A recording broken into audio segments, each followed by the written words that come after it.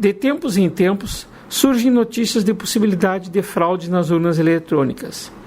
A Justiça Eleitoral garante que o sistema é seguro. O secretário de Tecnologia de Informação do Tribunal Regional Eleitoral do Rio Grande do Sul, Daniel Vobeto, explica como se dá essa segurança do sistema. Bom, a segurança da urna e do próprio processo eleitoral se dá em várias camadas, né? Então, se nós pegarmos primeiro o equipamento, a gente vê que é um equipamento desenvolvido para ser seguro.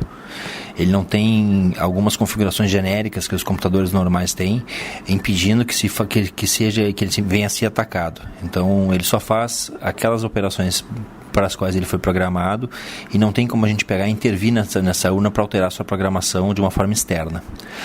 Internamente, a gente tem que olhar o software da urna e a gente vê que esse software é desenvolvido integralmente pela Justiça Eleitoral, também com uma grande preocupação de segurança, e durante algumas fases desse desenvolvimento é franqueado o acesso a terceiros de algumas entidades autorizadas para que eles possam validar esse software e ver se não tem nenhum tipo de malícia ou qualquer tipo de armadilha colocada dentro do programa. Esse ano, inclusive, a Polícia Federal fez essa avaliação, né? E aí constatando que não havia nada no software da urna. Chegando mais próximo da eleição, é feita uma lacração, onde os programas propriamente ditos são gerados, que vão rodar na urna eletrônica, e esses programas são assinados. Só com essa assinatura feita pelo presidente do Tribunal Superior Eleitoral é possível que a urna eletrônica reconheça um programa como verdadeiro, para que ele possa fazer a operação normal na eleição e gerar resultados válidos, né? Então, sequer a própria equipe que desenvolve o software da urna consegue fazer um programa falso, porque eles não têm como fazer a assinatura do presidente do Tribunal Superior Eleitoral. Então, por isso que a gente tem segurança no software. Indo um pouco mais ao nível do processo, a gente vê, por exemplo, que a urna eletrônica imprime ao final da votação todo o resultado da votação, o que nos blinda contra qualquer tipo de modificação dos dados depois que saem da urna. Nós temos ainda vários mecanismos de auditoria e segurança em torno da urna. Então, por exemplo, na hora da carga da urna é possível verificar se o programa que está carregado é aquele programa que foi assinado lá no TSE. Nós temos também a votação paralela, que permite que se valide, embora por amostragem, que a urna conta os votos de forma correta, né? E em conjunto com aquele mecanismo da impressão do boletim da urna, esse ano nós temos também um mecanismo que facilita, através de um aplicativo para celular, a conferência dos eleitores para que eles possam verificar se o resultado da sua votação não foi adulterado, comparando com o resultado que a Justiça Eleitoral publica na internet após a totalização do resultado. É um sistema em que nenhum técnico, nenhum profissional tem o acesso a 100% dele. Exatamente. É um sistema bastante complexo, que isso como uma estratégia de segurança, ninguém tem acesso total aos mecanismos de segurança, então seria necessário um grande conluio de pessoas para que se conseguisse fazer um programa falso para levar para uma urna eletrônica, né? Então há várias equipes diferentes envolvidas. Se a equipe que desenvolve o programa gera um programa falso, não tem como fazê-lo entrar no programa que gera as mídias para a urna.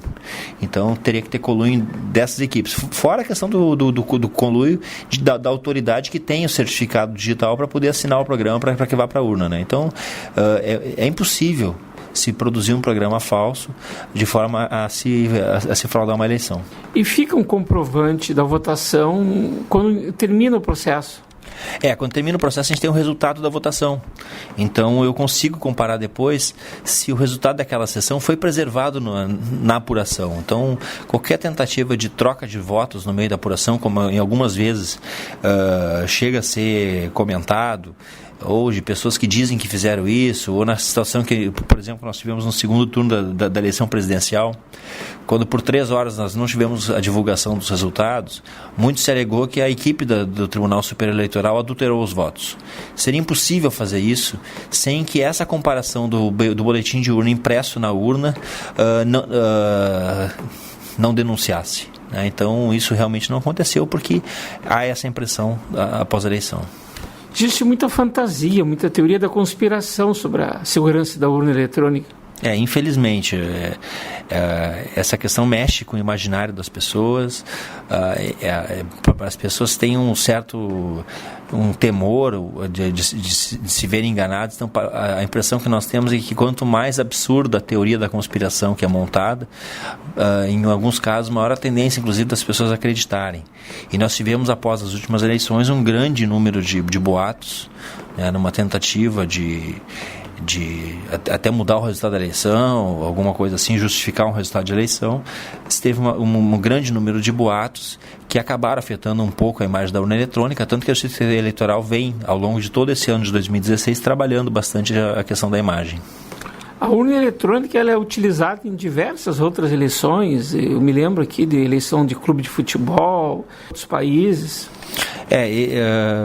O uso da urna eletrônica para as chamadas eleições parametrizadas, que são eleições onde a Justiça Eleitoral empresta a urna para outras entidades, é uma forma que a Justiça Eleitoral encontrou de dar mais uso para as urnas eletrônicas e aumentar o espectro da sua participação na democracia e, de uma certa forma, usando os recursos que tem disponíveis para poder auxiliar a sociedade, né?